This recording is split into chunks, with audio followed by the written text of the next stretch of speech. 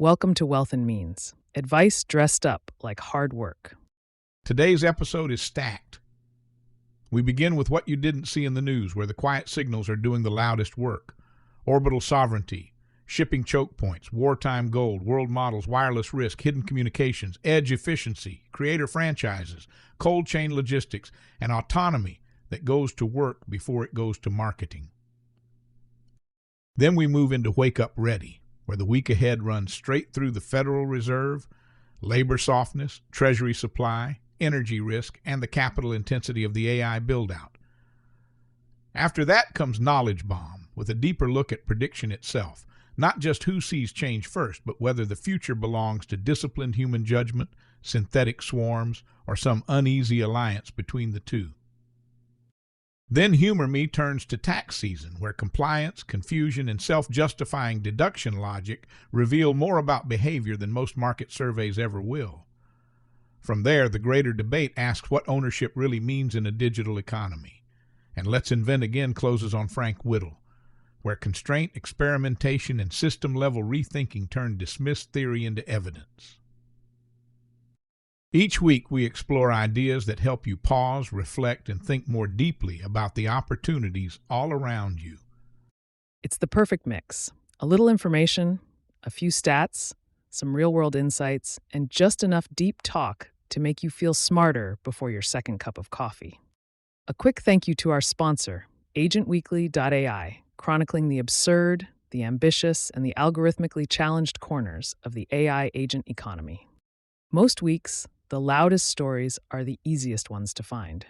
The more interesting move is usually somewhere off to the side, where a technical detail, a logistics bottleneck, or a niche product shift starts telling you what the next headline is going to be before it gets the headline treatment. It's what you didn't see in the news. The first one is happening above the atmosphere. According to reporting picked up by New Scientist and others, militaries are looking a lot harder at building their own low Earth orbit communications constellations instead of depending on a commercial network and hoping the business model lines up with national strategy. The conversation here is not really about rockets. It is about sovereignty. If battlefield connectivity, remote operations, and encrypted communications all ride on privately controlled orbital infrastructure, then telecom resilience starts to look a lot like defense procurement. And the reason it popped this week is simple. The advantages of Starlink-style connectivity have become obvious enough that every serious military planner now has to ask the uncomfortable question of who owns the pipe. Right, because once the battlefield runs on subscription software in space, the terms of service start sounding less like a legal document and more like a strategic vulnerability. And that same pattern shows up one layer down in Oman. The more useful Middle East story this week was not just the main conflict actors, but the second circle geography around them. Maritime risk updates and regional coverage put fresh attention on drone threats and security advisories around Oman, including port infrastructure and the wider approaches to the Strait of Hormuz. The key fact is that Oman matters because it sits near the plumbing, not the podium. When activity shifts there, the implication is not simply more regional tension. It is higher shipping risk, higher insurance costs, and more pressure on every energy buyer pretending that adjacent territory is somehow peripheral.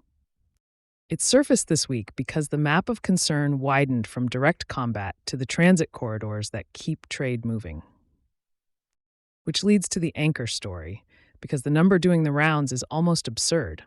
Morgan Stanley called it the 20 million barrels of oil conundrum.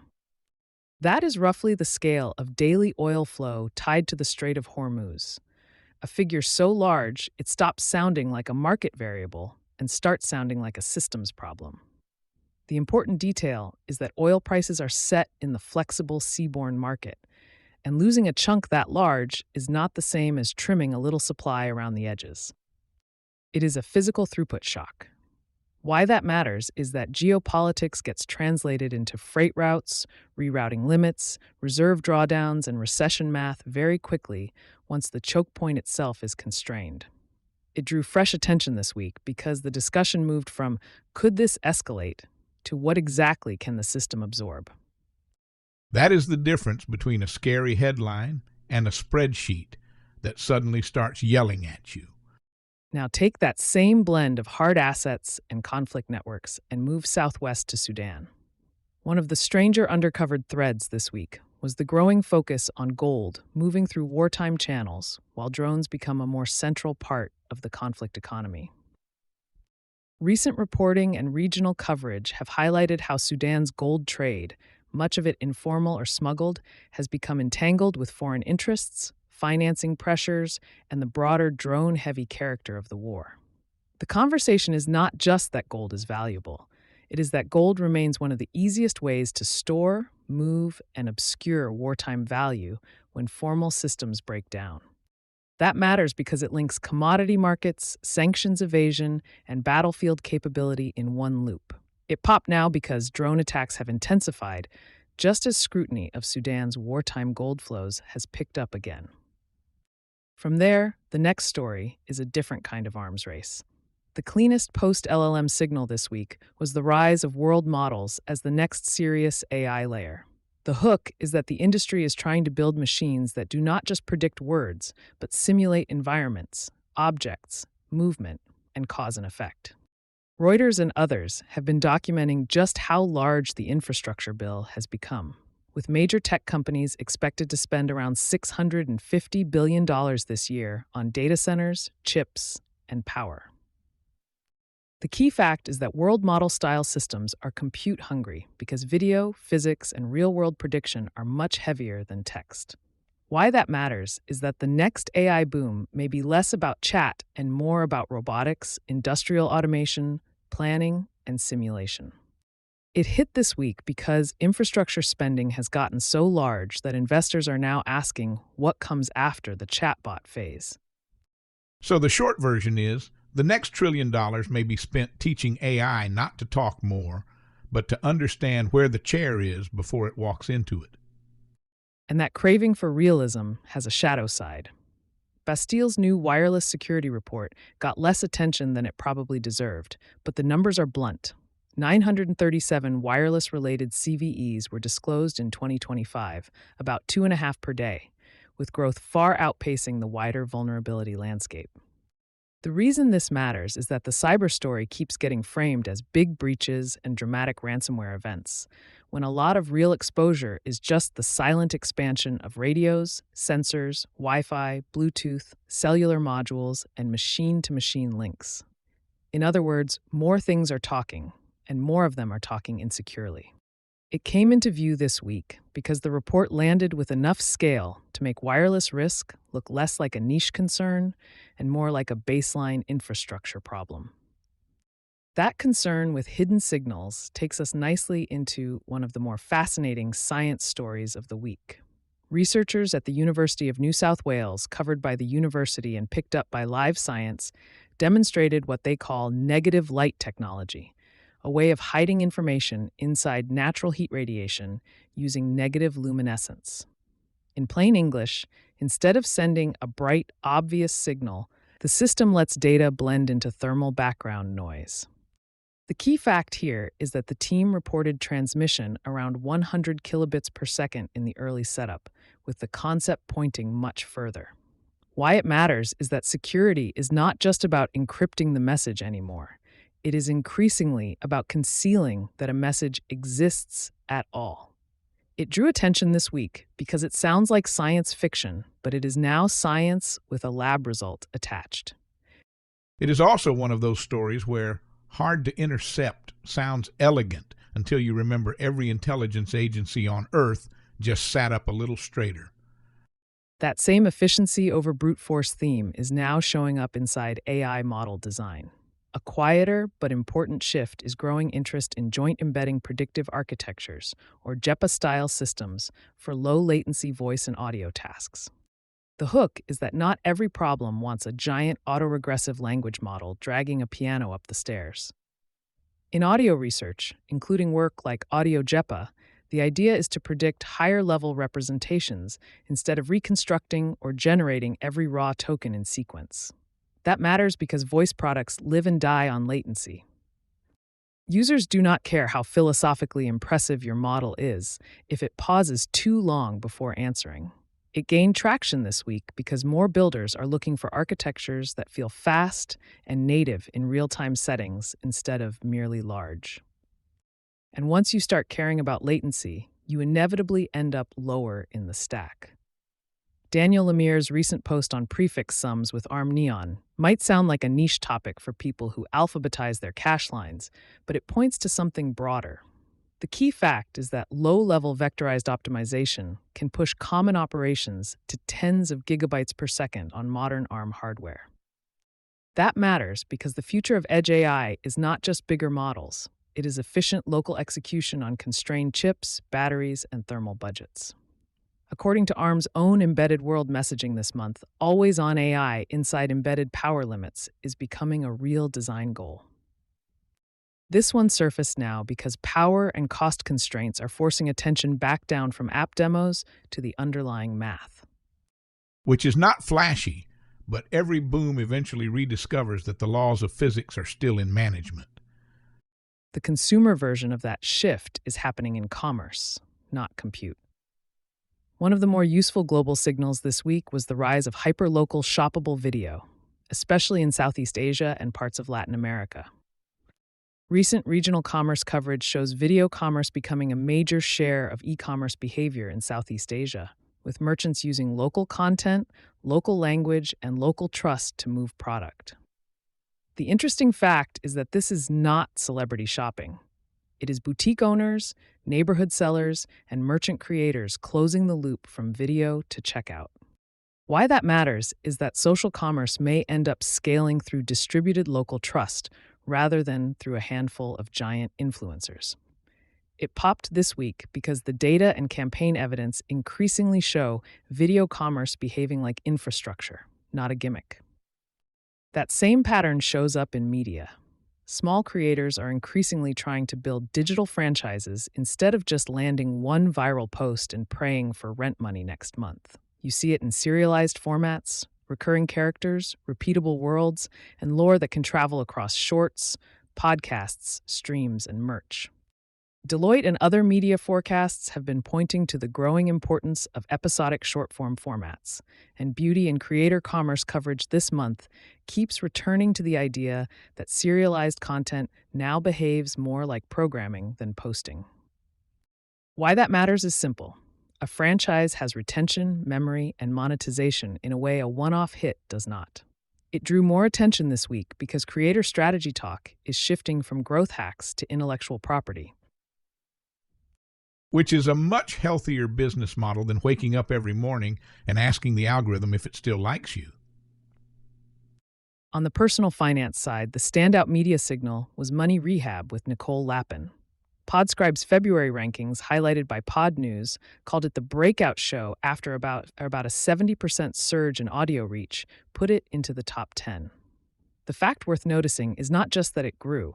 It is that the show's format stays short, direct, and service-oriented in a category that often swings between jargon and guilt. That matters because personal economics continues to reward brands that translate money into usable decisions without turning every episode into either a sermon or a spreadsheet. It showed up this week because the new rankings made the breakout visible enough to count as a signal, not just a hunch. Then there is Americold Realty, ticker COLD, which is interesting precisely because it sounds boring. The company operates temperature-controlled warehouses across multiple countries, and the stock has been trading much closer to its lows than its highs. The reason it belongs in this set is not because cold storage suddenly became sexy. It is because cold storage sits inside food distribution, pharmaceuticals, inventory timing, electricity usage, and real-world logistics resilience. In other words, this is physical infrastructure hiding in plain sight. The attention reason this week was the combination of renewed market chatter around the name and the broader realization that logistics assets tied to perishables are not side notes in the economy. They are part of the operating system. And finally, a good counterweight to all the software talk, Arbe Robotics. The company announced new high-definition imaging radar for off-highway applications in agriculture, mining, and construction. And that last part is the point. Most autonomy discussions still defaults to passenger cars because the consumer story is easier to picture. But according to Arby's release, the focus here is harsh environments, difficult visibility, and industrial use cases where perception reliability matters more than futuristic branding.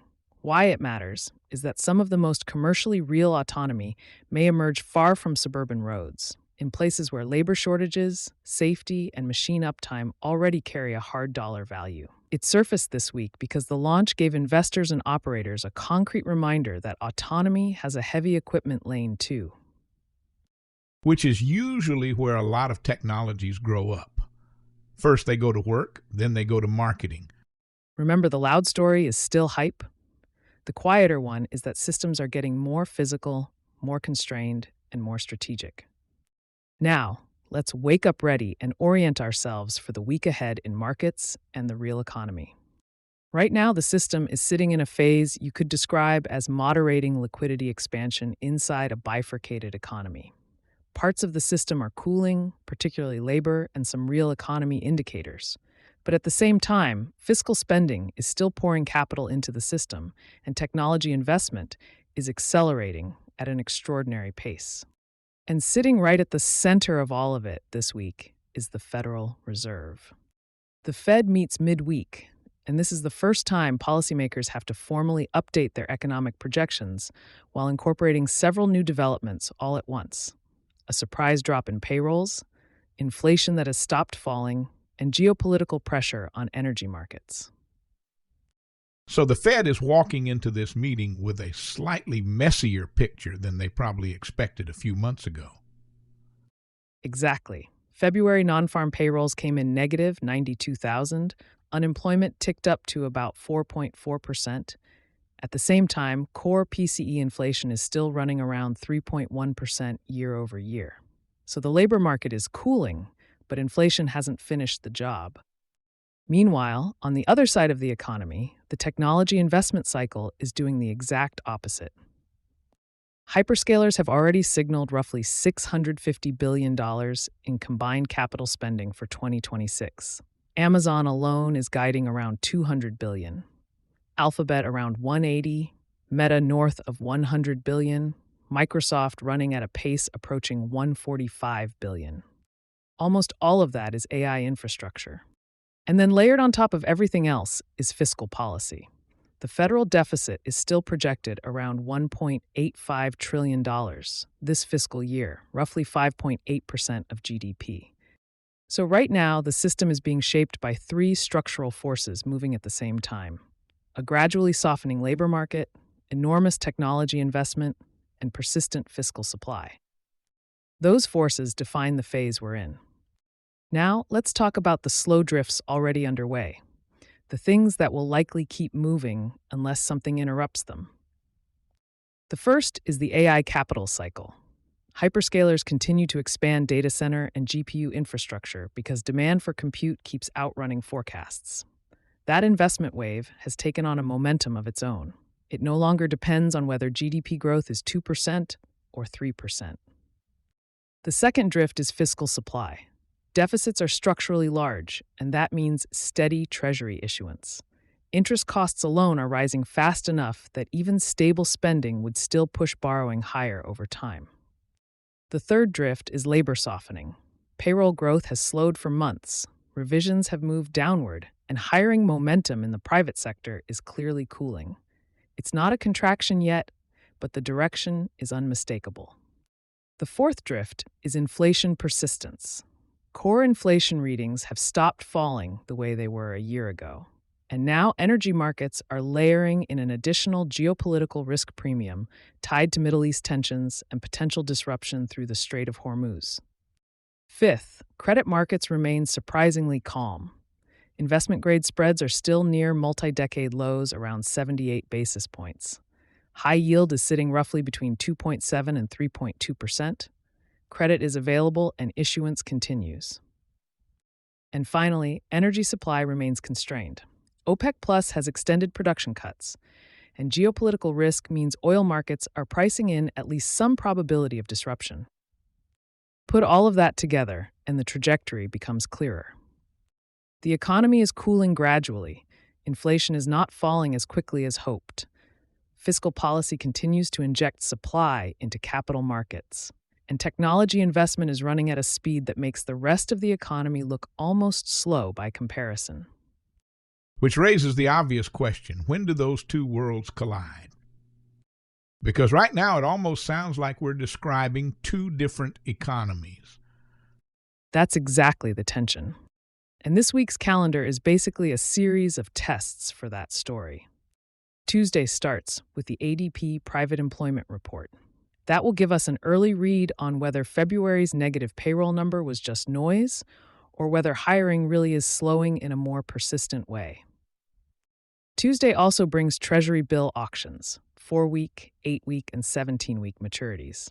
Those auctions are one of the quiet, real-time gauges of how comfortably markets are absorbing the steady flow of government borrowing.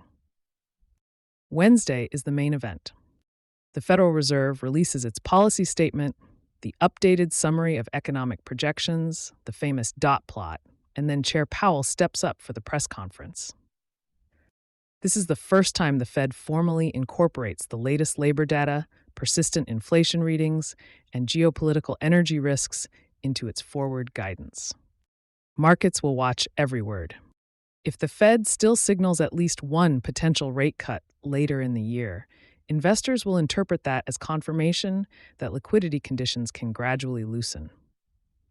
If the dot plot shifts toward fewer cuts or a longer hold, that suggests the central bank is becoming more cautious about inflation and energy shocks. Thursday brings weekly jobless claims. It's a small number, but an important signal. Claims are one of the fastest ways to see whether labor momentum is deteriorating. Friday rounds things out with new home sales. Housing is one of the most interest rate sensitive parts of the economy, so it's a good early test of whether slower hiring and higher energy costs are starting to filter into consumer demand. So Wednesday sets the narrative, but the rest of the week either reinforces it or starts poking holes in it. Exactly right. Now let's talk about fragility, where the system could react more sharply than people expect. One pressure point is Treasury demand. As deficits remain large, the market has to continuously absorb new issuance. If auctions start showing weak demand or higher clearing yields, that would push interest rates upward and tighten financial conditions quickly. The second fragility point is labor momentum. If employment data continues to deteriorate, markets will begin to shift from a slow cooling narrative to something closer to an early downturn. And the third pressure point is energy. Any escalation affecting shipping through the Strait of Hormuz could push crude oil prices sharply higher. If oil moves into the $85 to $90 range and stays there, inflation expectations would rise again, and the Fed's room to ease policy would shrink. That brings us to the concrete signals to watch. If Treasury auctions start clearing poorly, low bid-to-cover ratios, or weak foreign participation, that would suggest government borrowing is beginning to strain market liquidity. If employment indicators drop sharply again, or jobless claims jump meaningfully week to week, the labor slowdown could turn into something more serious. If oil prices spike and hold above the high 80s, inflation could begin reaccelerating. If the Fed's projections show fewer expected rate cuts than markets anticipate, financial conditions could tighten quickly. And if credit spreads widen suddenly after sitting near historic lows, that would signal that investors are beginning to price in more economic risk. Those are the moments where the story can flip fast. Exactly. And finally, a quick look at the shadow calendar, the things that influence markets without always making headlines. Treasury issuance continues week after week. It's not dramatic, but it is relentless, and every auction quietly tests the market's ability to absorb that supply. Developments in the Middle East can move energy markets within hours, even before formal policy responses appear. And any new commentary from the big hyperscalers about AI infrastructure spending will reinforce the idea that the technology investment cycle is still accelerating, regardless of the Fed. Put simply, the background rhythm right now is fiscal supply, geopolitical energy risk, and a massive technology capex wave. So that's your map for the week ahead. Understand the phase, watch the key tests, pay attention to the fragility points, and keep an eye on the signals that would tell us the trajectory is changing. We'll keep tracking it with you all week. And that's how you wake up ready. Thanks, Wealth. Let's see what the data says. Here's a knowledge bomb that might change the way you think about prediction. For decades, the intelligence community believed the key to forecasting the future was better information. More satellites, more intercepts, more analysts reading more reports. But in 2011, a strange little experiment quietly challenged that assumption. The Intelligence Advanced Research Projects Activity, IARPA, ran a forecasting tournament. Thousands of ordinary people were asked questions about geopolitics. Would North Korea conduct a nuclear test? Would the Eurozone lose a member state? Participants assigned probabilities, and their predictions were scored mathematically using something called a Breyer score. What emerged surprised everyone. A tiny fraction of participants, about 2%, consistently outperformed intelligence analysts with access to classified information. Not occasionally, consistently, by about 30%. These people became known as super forecasters. And here's the key insight. They didn't have better data. They had better thinking. Super forecasters break problems into pieces. They update probabilities constantly. They think in shades of likelihood instead of yes or no certainty. Tetlock called them foxes, thinkers who know many small things, rather than hedgehogs, the experts who know one big thing and apply it everywhere. But there was a catch. You can't manufacture super forecasters on demand. Identifying them takes years of track records. Training them takes time. And even the best forecasting teams operate on the tempo of human deliberation, days, sometimes weeks. And that limitation matters because the modern world moves faster than that. Which brings us to a very different experiment unfolding right now. Instead of finding exceptional human forecasters, some researchers are building synthetic societies. There's a new open source project called Mirofish that spins up hundreds or thousands of AI agents, each with a different personality, background, and memory. These agents interact with each other inside a simulated social environment. They argue, persuade, shift opinions, respond to news events, essentially modeling how real populations behave. The system feeds those agents real-world data through something called a knowledge graph. So the simulation is grounded in reality rather than imagination. And then a meta-agent, called a report agent, analyzes the patterns that emerge from thousands of interactions. In other words, instead of asking a few brilliant people what they think will happen, the system creates an entire synthetic population and watches what unfolds. And here's where things get interesting. At a structural level, the super forecaster model and the AI swarm model are actually solving the same problem. Both rely on aggregation. One aggregates human minds, the other aggregates artificial ones. Both rely on diversity. Super forecaster teams work best when people think differently. Swarm systems encode that diversity directly into the agents. And both rely on weighted synthesis, turning a noisy collection of opinions into a single probabilistic signal. But the differences are just as important. Super forecasters are transparent. They can explain their reasoning step by step. Swarm systems are fast. A human forecasting tournament might take weeks. A swarm simulation can run in minutes. And speed changes the game. Imagine a financial crisis starting to ripple through markets, or a viral narrative spreading across social media.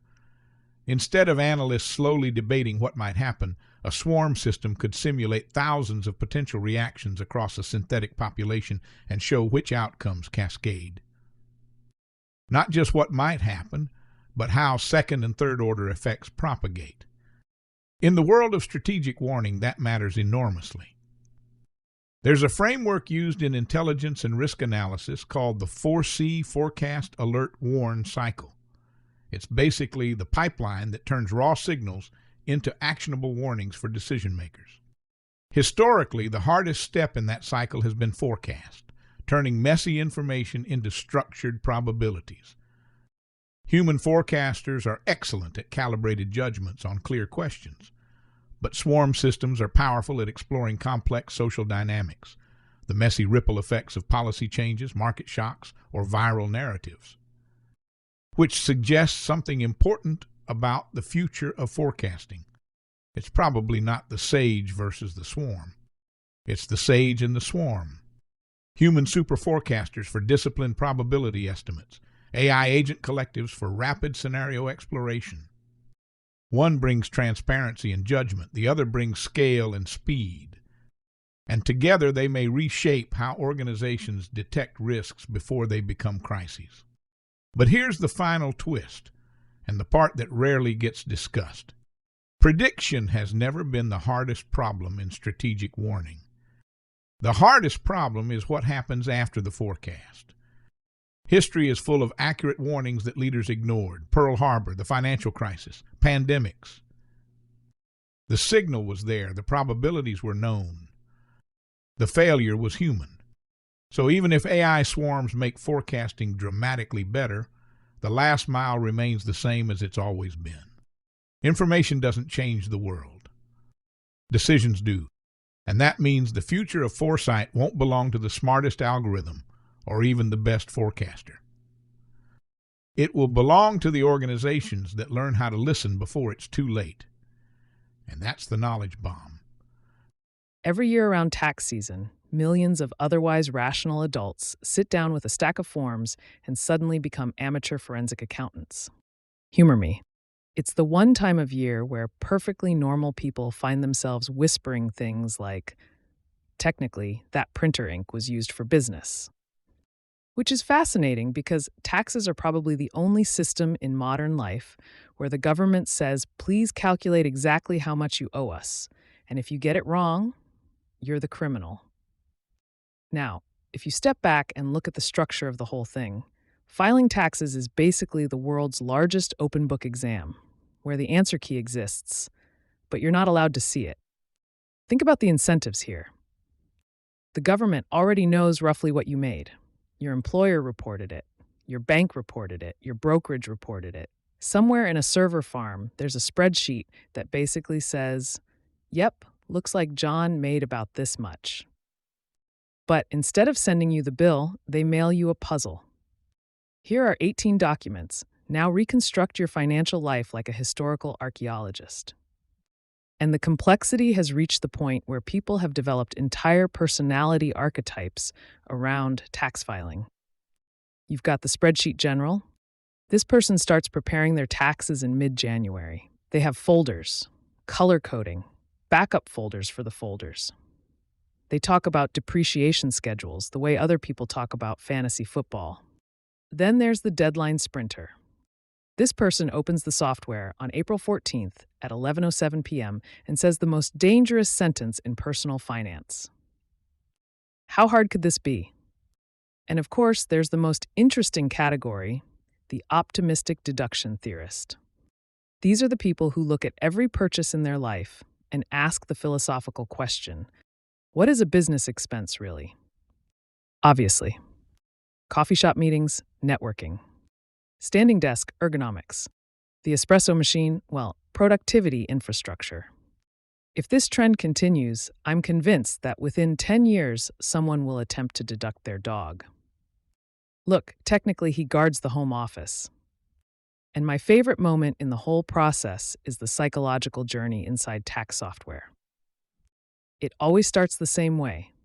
Welcome. This will only take about 30 minutes. 30 minutes later, you're 6 screens deep into a questionnaire asking whether you conducted commercial activity involving agricultural land in 3 or more jurisdictions. And you're thinking, I just had a W-2.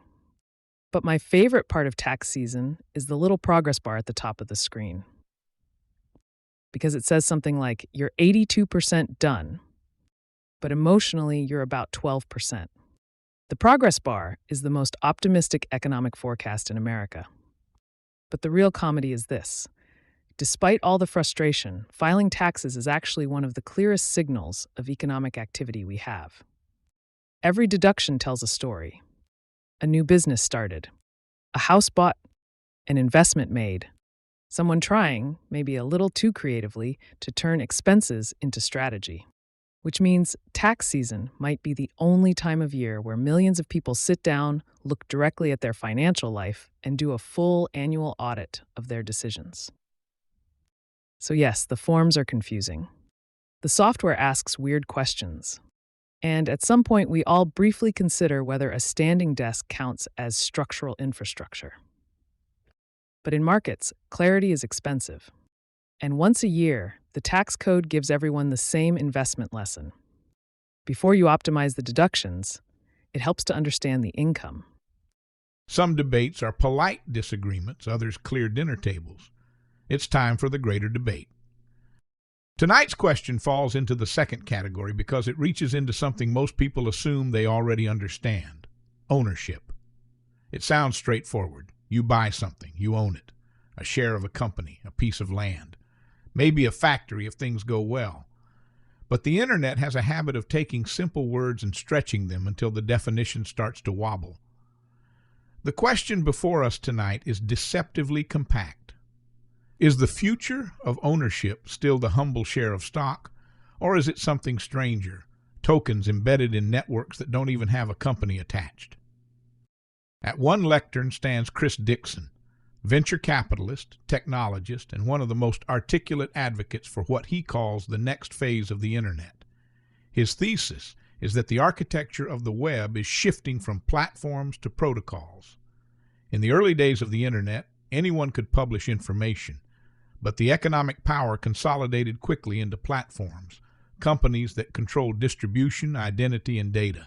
Dixon believes blockchains introduce something new: ownership native to the network itself. Tokens, in his view, allow users, developers, and early participants to hold pieces of the infrastructure they helped build.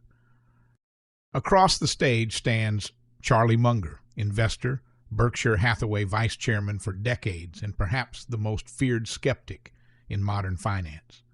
Munger's worldview is built on a brutally simple rule: if an asset does not produce cash, you should be very careful calling it an investment. Businesses create value because they produce goods, services, and earnings. Ownership in his framework is a legal claim on those earnings. Anything untethered from that process begins to look suspiciously like speculation. The room settles. Dixon begins. He starts with history. The internet, he says, democratized distribution but not ownership. Millions of people could write code, publish content, build communities, but the platforms they relied on captured most of the economic value. The creators produced the activity. The platforms owned the infrastructure. That imbalance, Dixon argues, was not inevitable. It was simply the architecture we had available. Blockchains change that architecture. A network can now distribute ownership directly through tokens. These tokens do several jobs at once. They can grant governance rights. They can coordinate incentives. They can reward early adopters. And most importantly, they allow the participants in a network to become partial owners of the system itself. Dixon leans into a phrase he's used for years: protocols instead of platforms. The internet already runs on open protocols, things like email and the web itself. But those protocols never had economic layers attached to them. Tokens introduce programmable ownership into infrastructure that anyone can use. The result, he argues, is a new model for building digital systems. The old internet worked like this: companies built platforms, users generated value, and shareholders captured the upside. The new model, Dixon suggests, lets users, developers, and investors share in the growth of the network together. Ownership spreads outward rather than concentrating upward. In that world, tokens are not casino chips. They are digital property rights for internet infrastructure. There's a ripple of interest in the room. Then Munger steps forward. His opening is almost disarmingly calm. For most of modern economic history, he says, ownership has meant something very specific. You own a piece of something productive. A farm produces crops. A factory produces goods. A business produces earnings. Those earnings eventually flow back to the owners. That link between productivity and cash flow is what anchors value. Remove that anchor, Munger warns, and strange things happen. Human beings are very good at convincing themselves that an asset is valuable simply because someone else might pay more for it later. History contains entire museums of such episodes. Tulips, South Sea shares, radio stocks in the 1920s, dot-com companies with no revenue. Most tokens, he continues, do not represent ownership in a business. They are not claims on profits. They do not entitle holders to dividends or earnings. Their value depends largely on the price someone else will pay tomorrow. That, to Munger, begins to resemble speculation markets more than investment markets. The audience shifts, the air tightens. Dixon responds without defensiveness. The criticism, he says, assumes that economic systems must always be organized as companies. But networks can also coordinate economic activity. Ethereum, for example, isn't a firm with headquarters and quarterly earnings calls. It's an open infrastructure layer that thousands of developers build on. Billions of dollars of applications run on top of it. Tokens provide the mechanism that keeps that network functioning, rewarding participants who secure the system, contribute resources, and expand the ecosystem. In that sense, Dixon argues, tokens are not replacing equity. They are enabling ownership in systems that never had an ownership structure before. If the internet itself had been tokenized from the beginning, the people who built its early infrastructure might have shared in its enormous growth rather than watching centralized platforms capture most of the value. Munger listens. Then he lands the first moment that rattles the room. He says usefulness and ownership are not the same thing. Airline miles are useful, casino chips are useful, but no one pretends they represent productive capital. Just because a token has utility inside a network does not automatically make it an investment asset. A payment mechanism is not the same thing as an ownership stake in something generating earnings. And then comes the sharper edge. Many token systems, he says, rely heavily on the belief that the price will rise because more participants will arrive later. That dynamic may work for a while, it always has, but history suggests those structures eventually collide with reality when the supply of new buyers slows down.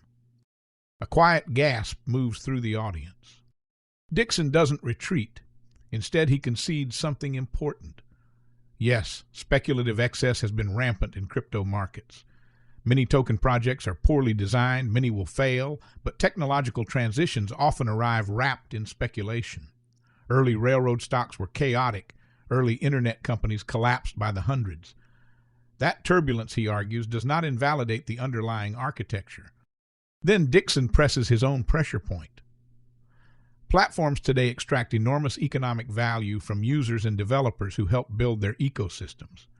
Tokenized networks attempt to distribute that value more broadly. If the participants in a system are also its owners, the incentives align differently. Builders contribute because they benefit directly from the network's growth. Munger pauses before responding, and when he does, there's a moment of intellectual honesty that shifts the tone of the room. He acknowledges that centralized platforms have indeed accumulated extraordinary power. The internet's economic structure may not be perfectly fair, and new technological systems can absolutely reshape how value flows through the economy. But fairness, he says, does not determine whether an asset is sound. Cash flow does, productivity does.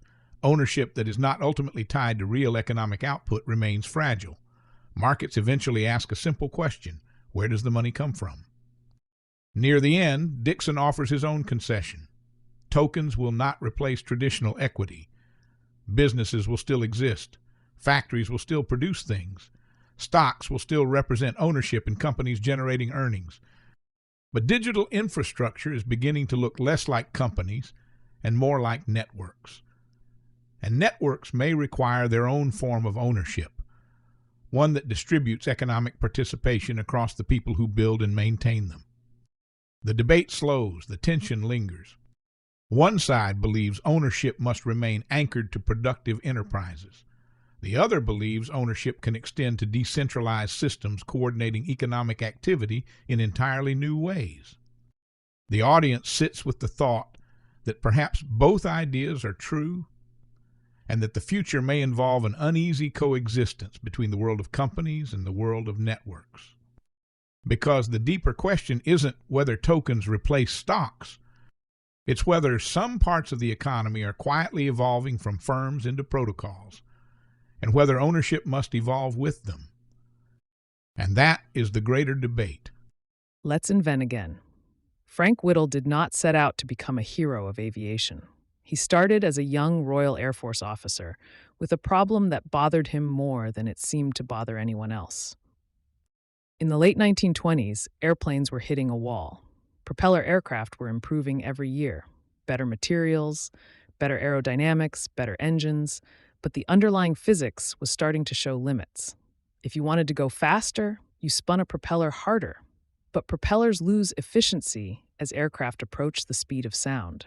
The faster you tried to go, the less cooperative the air became. Whittle noticed something subtle but important while training as a pilot and later studying engineering at the Royal Air Force College. Aircraft were flying higher and higher, but their engines were actually becoming less effective in thin air. Combustion engines designed for ground vehicles were being pushed into an environment they were never meant for. Pilots and engineers were solving the symptoms: superchargers, more powerful pistons, but not the core constraint. So Whittle asked a slightly different question. Instead of using an engine to spin a propeller that pulls an aircraft forward, what if the engine simply accelerated air directly backward? In hindsight, the concept feels almost obvious. If you push mass backward fast enough, Newton takes care of the rest and pushes you forward. Rockets already work that way, but rockets burn fuel quickly and carry their own oxygen. Whittle's insight was subtler. The atmosphere itself could provide the oxygen and most of the working mass. His proposed machine was elegant in theory. Pull air into the front of the engine, compress it, mix it with fuel, ignite the mixture, and then expel the resulting high-velocity exhaust through a nozzle. The faster that stream exited the back, the faster the aircraft would move forward. Today we call it a turbojet. In 1929, it sounded to many people like fantasy. Whittle filed his patent in 1930, while still in his early 20s. The design described the essential architecture we now recognize: a compressor to squeeze incoming air, a combustion chamber where fuel burns continuously, a turbine that extracts energy from the exhaust to power the compressor, and a nozzle that accelerates the remaining gases into thrust. It was a beautifully closed loop. Air came in, energy was added, and the exhaust powered the system that kept it all running. On paper, it worked. In practice, almost no one believed it would. The British Air Ministry reviewed his proposal and essentially shrugged. The engineering challenge looked enormous. Compressors capable of handling those airflow rates barely existed.